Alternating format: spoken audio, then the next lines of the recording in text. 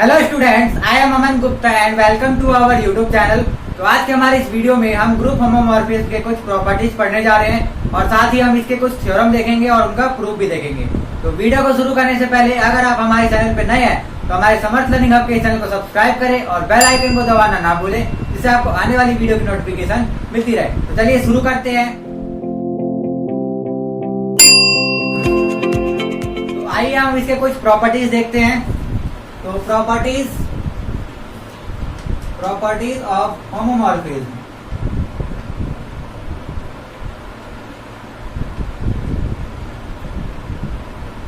तो इसकी जो प्रॉपर्टी है कुछ इस तरह से है, जहां हम लेट कर लेते हैं, late G1 and *1 a function from G1 *1 to G2 *2 is a homomorphism.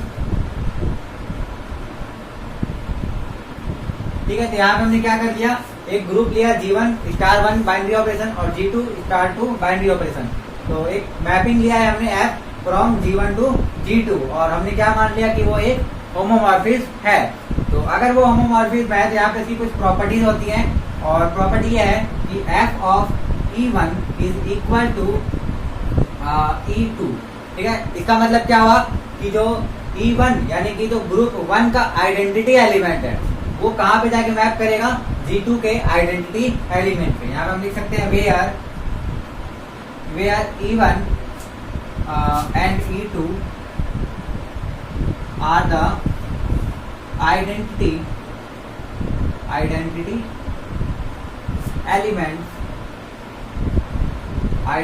elements of G1 and G2 respectively। ठीक है, तो ये फर्स्ट प्रॉपर्टी है। इसका मतलब क्या हुआ कि G1 का जो भी आइडेंटिटी एलिमेंट है वो जो मैप है या फिर इसकी जो इमेज है वो क्या होगी, G2 की आइडेंटिटी एलिमेंट होगी। ठीक है, यहाँ से आप ये भी देख सकते हैं कि ये जो E1 होता है वो हमेशा इमेज ऑफ F यानी कि जो हम इमेज ऑफ F का जो सेट निकालते हैं उसके अंदर एक एलिमेंट G1 का आइडेंटिटी एलिमेंट भी होता है। ठीक है, अब आइए हम सेकंड प्रॉपर्टी पे चलते हैं। तो सेकंड प्रॉपर्टी होती है F of X inverse is equal to X Fx का इनवर्स। ठीक है, इसका मतलब क्या हुआ कि किसी भी एलिमेंट का इनवर्स और उसका जो फंक्शन की वैल्यू है वो किसके इक्वल आएगी, उस एलिमेंट के फंक्शन की वैल्यू के इनवर्स के इक्वल आएगी। ठीक है, यानी कि हमने क्या किया, यहाँ पे x हमने कोई सा भी एक एलिमेंट ले लिया G1 से और उस एलिमेंट के इनवर्स का अगर हमें फंक्शन वैल्यू निकालनी है यानी इमेज निकालनी है वो किसके इक्वल आएगी, उस एलिमेंट के जो इमेज की वैल्यू है उसके इनवर्स के इक्वल आएगी। ठीक है, यानी किसी भी एलिमेंट के इनवर्स की जो इमेज होती है वो किसके इक्वल होती है, उस एलिमेंट के इमेज के इनवर्स के इक्वल होती है। ठीक है, तो ये हमारी सेकेंड प्रॉपर्टी है। थर्ड प्रॉपर्टी होता है कि द कर्नल ऑफ F। अब आपको पता है कर्नल ऑफ F क्या होता है। कर्नल ऑफ F के अंदर जो एलिमेंट्स आते हैं वो कहाँ से आते हैं, G1 के एलिमेंट्स होते हैं, है ना। यानी कि कर्नल ऑफ F क्या होता है, G1 का एक सबसेट होता है और G1 क्या है, एक ग्रुप है। और आपने ये पढ़ा है कि किसी भी ग्रुप का जो सबसेट होता है वो एक ग्रुप बन सकता है ना। और वो ग्रुप कब बनता है इसकी भी हमने कुछ प्रॉपर्टीज देखी थी। तो कर्नल ऑफ F जो है वो G1 का एक सब ग्रुप है और सब ग्रुप इस तरीके से है, एक स्पेशल टाइप का सब ग्रुप है और इसको हम बोलते हैं normal subgroup of G1। ठीक है, क्योंकि ये तो हमें पहले ही पता है कि जो कर्नल ऑफ F आता है, जो सेट आता है वो G1 का एक सबसेट होता है और ये G1 का सबसेट भी होता है और अपने आप में ये ग्रुप भी होता है। तो ये G1 का एक सब ग्रुप बन जाता है और सब ग्रुप बनने के साथ ही एक नॉर्मल सब ग्रुप बन जाता है। ठीक है, नॉर्मल सब ग्रुप क्या होता है, जिसके राइट कॉसेट और लेफ्ट कॉसेट्स क्या होते हैं, इक्वल आते हैं, है ना। यानी कि जो कर्नल ऑफ F के जितने भी राइट कॉसेट और लेफ्ट कॉसेट बनेंगे वो क्या होंगे, इक्वल हो जाएंगे। यानी कि एक नॉर्मल सब ग्रुप होगा इन G1, यानी कि G1 का एक नॉर्मल सब ग्रुप होगा। ठीक है, और जो फोर्थ प्रॉपर्टी है वो होती है हमारी इमेज ऑफ F के बारे में। यानी कि जो इमेज ऑफ F होता है वो क्या होता है, इसके अंदर जो एलिमेंट आते हैं वो कहाँ से आते हैं, G2 के। यानी कि ये G2 के एलिमेंट से बनता है, यानी कि ये G2 का क्या होता है, एक सबसेट होता है, और G2 का ये सबसेट है और साथ ही ये एक ग्रुप भी बनाता है, यानी कि जो इसके एलिमेंट्स है वो एक ग्रुप भी बना देते हैं। तो आपने ये पढ़ा है कि किसी भी ग्रुप का अगर कोई सबसेट ग्रुप बन जाता है तो वो क्या कहलाता है, उसका सब ग्रुप। यहाँ पे जो इमेज ऑफ F है वो इज सब ग्रुप ऑफ G2, ठीक है।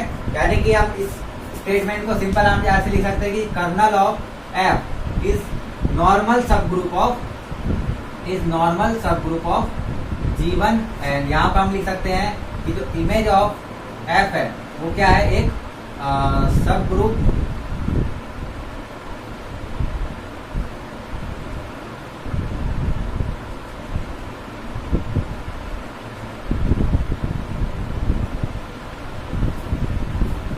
ठीक है। तो यहाँ पर हम क्या करेंगे, G2 का एक सब ग्रुप है कौन, इमेज ऑफ F, और G1 का एक नॉर्मल सब ग्रुप है कौन, कर्नल ऑफ F, ठीक है। यानी कि कर्नल ऑफ F के अंदर जो एलिमेंट आएंगे और इमेज ऑफ F के अंदर जो एलिमेंट आएंगे उन एलिमेंट से जो सेट बनेगा वो सेट भी अपने आप में ये ग्रुप होगा, ठीक है। तो ये 4 प्रॉपर्टीज थी टोटल हमने ये पढ़ी। अब आइए हम इसके कुछ थ्योरम देखते हैं। तो आइए अब हम एक थ्योरम देखते हैं। तो थ्योरम है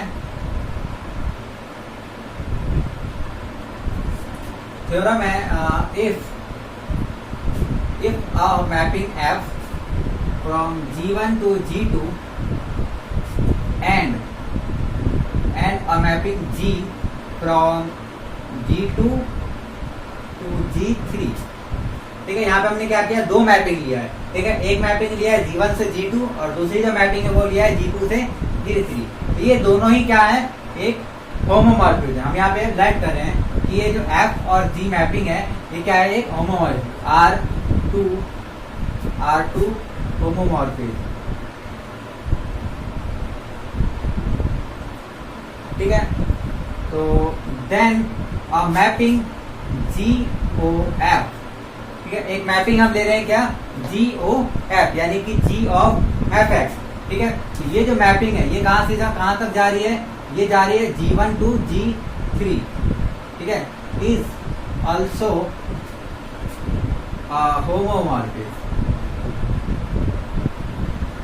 ठीक है। यानी कि एक थ्योरम है कि अगर हम 2 फंक्शन अलग अलग लेते हैं या 2 मैपिंग अलग अलग लेते हैं, ठीक है। एक मैपिंग है हमने एक साइड से दूसरे साइड में भेजा है, और या एक ग्रुप से दूसरे ग्रुप में मैपिंग लिया है, और जो दूसरा फंक्शन है या दूसरा मैपिंग है उसमें जो इसका सेकेंड ग्रुप है उससे किसी थर्ड ग्रुप में हमने मैपिंग ली है, तो जो ये मैपिंग बनेगा G ऑफ F, और वो जो मैपिंग बनेगा वो कहाँ से कहाँ तक बनेगा, G1 से G3 के एलिमेंट पे, तो वो भी अपने आप में एक होमोमॉर्फिज्म कहलाएगा, ठीक है। ये थ्योरम है। आइए हम देखते हैं कि इसका प्रूफ हम किस तरीके से कर सकते हैं। तो आइए देखते हैं इसका प्रूफ। तो प्रूफ देखने के लिए हमें सबसे पहले क्या करना है, सिंपल हमें क्या करना है, इसको होमोमॉर्फिज्म प्रूव करना है। तो होमोमॉर्फिज्म प्रूव करने के लिए क्या होता है, एक कंडीशन सेटिस्फाई करनी पड़ती है, और वो कंडीशन क्या होती है, f of x star 1 y is equal to fx star 2 fy। ये कंडीशन हमें सेटिस्फाई करनी पड़ती है, और यहाँ जो x y होते हैं वो किससे बिलोंग करते हैं, फर्स्ट वाले सेट से। तो यहाँ पे मान लेते हैं जो फर्स्ट वाला सेट क्या है, वो है G1, ठीक है। तो ये कंडीशन हमें सेटिस्फाई करनी है इस फंक्शन के लिए। तो ये जो मैपिंग है ये मैपिंग किस तरीके से, GOF, यानी इस मैपिंग का नाम क्या है, GOF। तो इसमें हमें क्या करना है, इसमें हमें 2 एलिमेंट लेने हैं, ठीक है। यहाँ यानी कि हमें इस ब्रैकेट के अंदर क्या करना है, 2 एलिमेंट लेने हैं, और उसमें बाइनरी ऑपरेशन 1 लगाना है, यानी इसका बाइनरी ऑपरेशन लगाना है। तो यहाँ पे जो बाइनरी ऑपरेशन है मान लेते हैं मल्टीप्लाई है, ठीक है, इन सभी में। तो यहाँ पे क्या होता है, x y लिख देंगे हम सिंपली। तो अब हमें क्या करना है, इसको इसके इक्वल प्रूव करना है। तो पहले हम इसको सॉल्व कर देंगे, इसकी वैल्यू जो है वो किसके इक्वल आती है। तो यहाँ से आप देख सकते हैं कि अगर हम इस G O को ना देखें और सिंपल f x y को देखें, या पहले हम इसको नॉर्मल लिख सकते हैं कि G O F का मतलब क्या होता है, G ऑफ f x, यानी कि G की फंक्शन में f x की जो भी वैल्यू आएगी उसको हमें पुट करना है, यानी G में हमें क्या पुट करना है, f x की वैल्यू, और x की जगह यहाँ पर क्या आ गया है, x y, यानी कि इसकी जगह हम ये लिख सकते हैं, है ना। G O F का मतलब क्या होता है, G O F x। तो G O F x y का मतलब क्या हो जाएगा, G O F x y। अब यहाँ से हम क्या कर सकते हैं, इस f x y की जगह क्योंकि एफ क्या है, अपने आप में एक होमोमॉर्फिज्म हमें दिया हुआ है, तो इसकी जो अलग अलग एलिमेंट्स, दो अलग अलग एलिमेंट्स हैं, उनको हम इस तरीके से लिख सकते हैं, यानी कि ये एफ जो है इस कंडीशन को सेटिस्फाई करेगी। तो यहाँ पर हम एफ एक्स वाई की जगह अलग अलग इनको लिख सकते हैं, यानी कि यहाँ पर हम क्या लिख सकते हैं, F of X into F of Y. ठीक है, ये समझ में आया। यानी यहाँ पे हमने क्या किया, यहाँ पे हमने एफ के होमोमॉर्फिज्म की कंडीशन को सेटिस्फाई कर लिया। यहाँ पे आप लिख सकते हैं सिंस एफ इज होमोमॉर्फिज्म।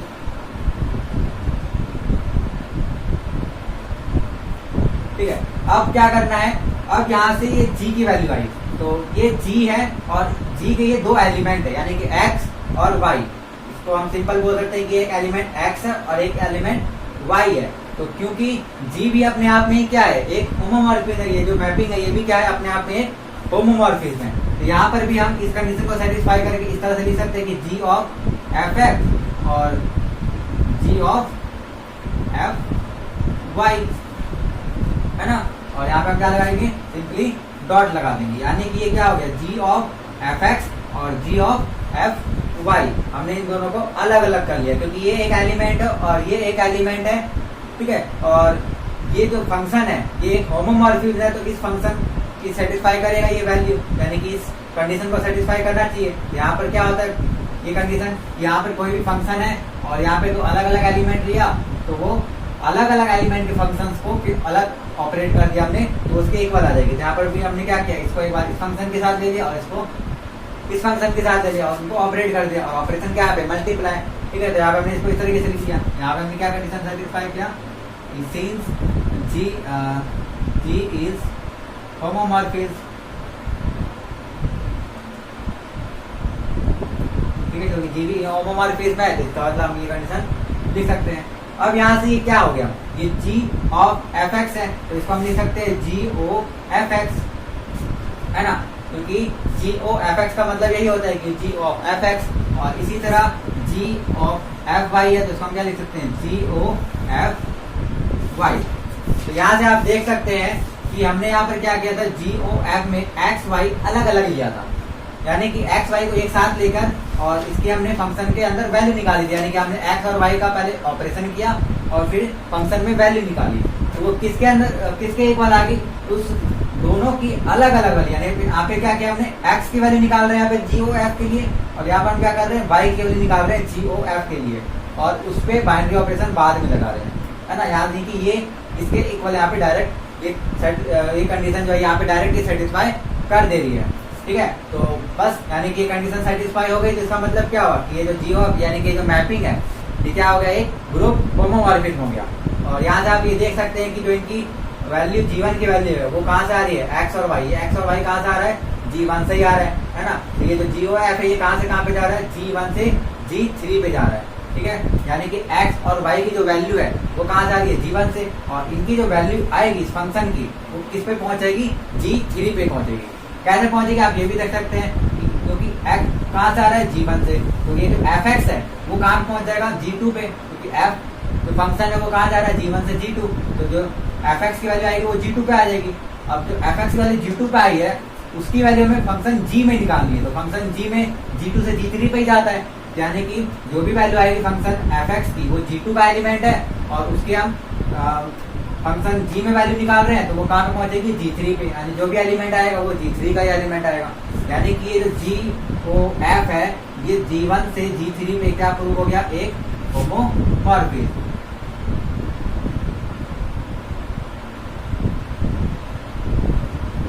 ठीक है, तो आई होप आपको ये थ्योरम समझ में आया और इसका ये प्रूफ समझ में आया कि हमने इसको किस तरीके से प्रूव किया। सिंपली हमें बस क्या करना होता है, इस कंडीशन को सेटिस्फाई करना होता है, और बाकी का आप यहाँ पे देख सकते हैं कि हमने f और g के होमोमॉर्फिज्म की कंडीशन को लेके यहाँ पे इसको सेटिस्फाई कर दिया। तो आई होप आपको होमोमॉर्फिज्म का ये थ्योरम समझ में आया हो और इसकी जो प्रॉपर्टीज है वो समझ में आई हो।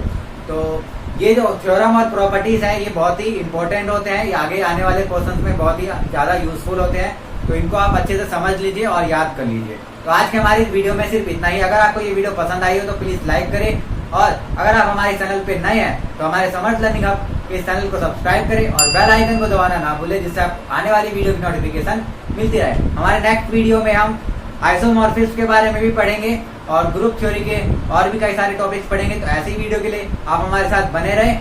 आज के लिए सिर्फ इतना ही। Thank you very much for watching this video.